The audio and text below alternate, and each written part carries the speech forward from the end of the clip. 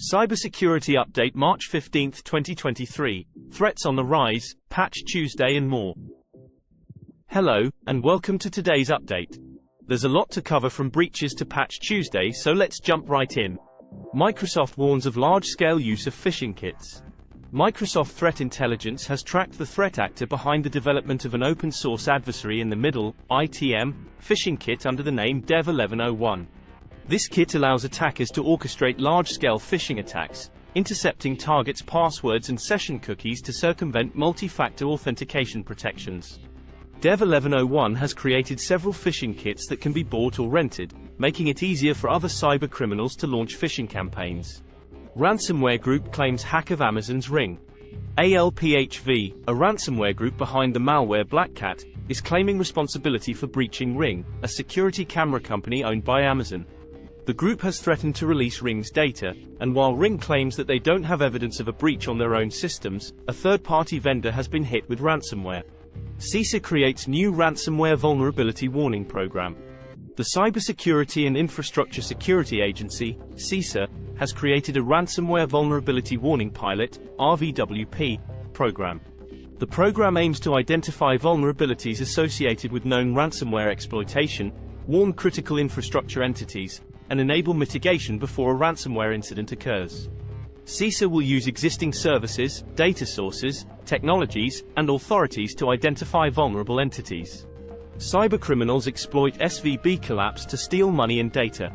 Following the collapse of Silicon Valley Bank, cybercriminals are already registering suspicious domains, conducting phishing pages, and preparing for business email compromise (BEC) attacks.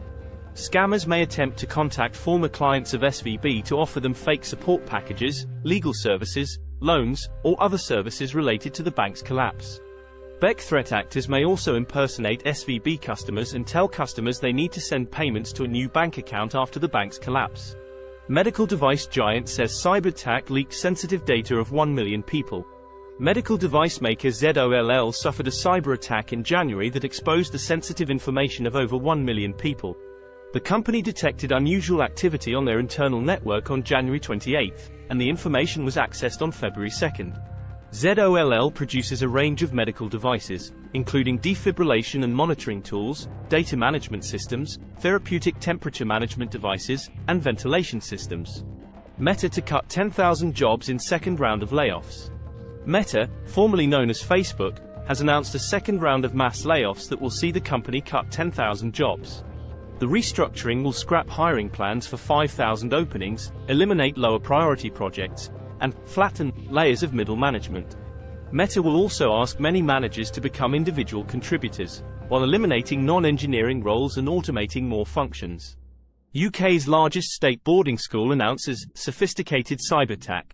Wyndham College, the largest state boarding school in the UK, announced that it had suffered a sophisticated cyber attack. The school did not explain the nature of the attack but confirmed that several of its systems had been impacted, including access to some files and resources. No ransom demand has been made. Patch Tuesday Update. Microsoft's latest Patch Tuesday updates addressed a total of 83 flaws, 9 of which were classified as critical for their severity.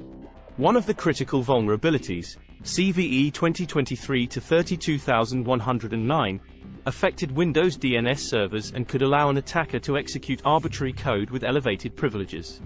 The other critical flaw, CVE 2023-32106, was found in Microsoft Office and could enable an attacker to take control of an affected system. Aside from the critical vulnerabilities, the Patch Tuesday updates also addressed 2 zero-day vulnerabilities that were actively exploited in the wild. The first zero-day flaw, CVE 2023-32107, was found in Windows HTTP protocol stack and could allow remote code execution if a user opened a specially crafted file. The other zero-day vulnerability, CVE 2023-32108, was found in the Windows graphics component and could allow an attacker to execute arbitrary code on an affected system. Given the severity and potential impact of these vulnerabilities, it's essential for organizations and individuals to apply the Patch Tuesday updates as soon as possible. This will help to prevent potential cyber attacks that may exploit these vulnerabilities. The world of cybersecurity is constantly evolving, with new threats and vulnerabilities emerging regularly. Cybersecurity professionals must stay up to date with the latest threats and trends to protect their organizations from potential attacks. Remember, cybersecurity is everyone's responsibility, and it's crucial to take proactive steps to protect yourself and your organization from cyber threats. Stay informed, stay vigilant, stay safe, and we'll see you tomorrow with another update.